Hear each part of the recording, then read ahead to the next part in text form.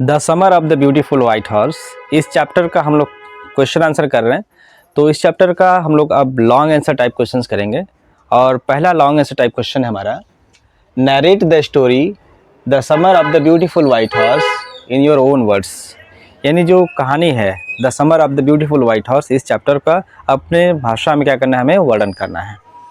Answer है the summer of the beautiful white horse is written by William Saroyan. ये जो कहानी है किसके द्वारा लिखा गया है, विलियम सरोयान के द्वारा लिखा गया है।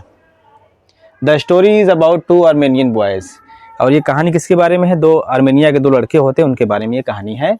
Aram and Murad who belong to the Garoghlanian family. Aram and Murad ये दोनों लड़के हैं जो कौन सी जाति से बिलोंग करते हैं, गैरोग्लेनियन फैमिली से बिलोंग करते हैं। Their tribe is known for their honesty. इनकी जो पूरी जाति होती है किसके लिए फेमस होती है, ऑनेस्टी यानी ईमानदारी के लिए प्रसिद्ध होती है। They are poor and can hardly earn money for food. ये लोग गरीब होते हैं, इनकी पूरी जाति क्या होती है, गरीब होती है, और बहुत ही कठिनाई से अपने खाने पीने और रहने सहने के लिए क्या करते हैं, कमा पाते हैं।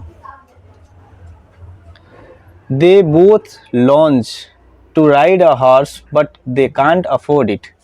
ये जो दोनों लड़के होते हैं घुड़सवारी के लिए बहुत तरसते रहते हैं, लेकिन क्या करते हैं कि गरीबी के कारण घोड़ा को अफोर्ड नहीं कर पाते हैं, घोड़ा खरीद नहीं पाते हैं।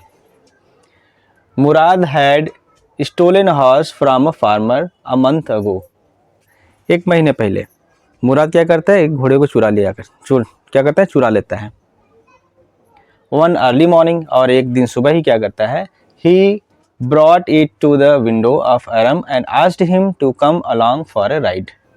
और एक दिन सुबह क्या करता है, ये आता है घोड़े को लेकर के सुबह ही सुबह अरम की खिड़की के पास, और उसको क्या करता है, अपने साथ घुड़सवारी करने के लिए बुलाता है। They rode the horse for many days. ये दोनों क्या करते हैं, कई दिनों तक घुड़सवारी करते हैं। When Aram gets to know the horse is stolen, he gets shocked but discounts the stealing in his mind. जब अरम को पता चलता है कि ये घोड़ा कैसा है, घोड़ा चुराया गया है, एक किसान से चुराया गया है, तो क्या होता है, वो बहुत दुख होता है, बहुत उसको अफसोस होता है, क्योंकि इनकी फैमिली किसके लिए फेमस होती है, ईमानदारी के लिए। लेकिन जो अरम होता है वो क्या करता है, अपने माइंड में ही उस चोरी को क्या करता है, भूल जाता है, डिस्काउंट कर देता है। ठीक है। One day the owner of the horse, John Barrow, come to his house to complain about his missing horse to Uncle Khushro. एक दिन जो घोड़े का मालिक होता है, किसान, जॉन बैरो नाम है, वो क्या करते हैं, इनके घर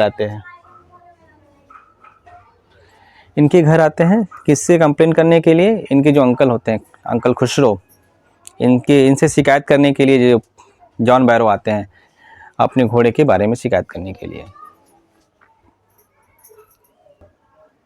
One day on their way back to hide the horse on the deserted vineyard, they meet the owner and feel guilty at the end. क्या है, One day on their way back to hide the horse on the deserted vineyard, यानी एक दिन जब ये लोग दोनों मुराद and अरम क्या करते हैं, घुड़सवारी करने के बाद घोड़े को छुपाने के लिए जब जाते हैं डिजर्टेड वाइन, यानी जो कह सकते हैं कि सुनसान बगीचा होता है अंगूर का, वहाँ छुपाते रहते हैं ये लोग।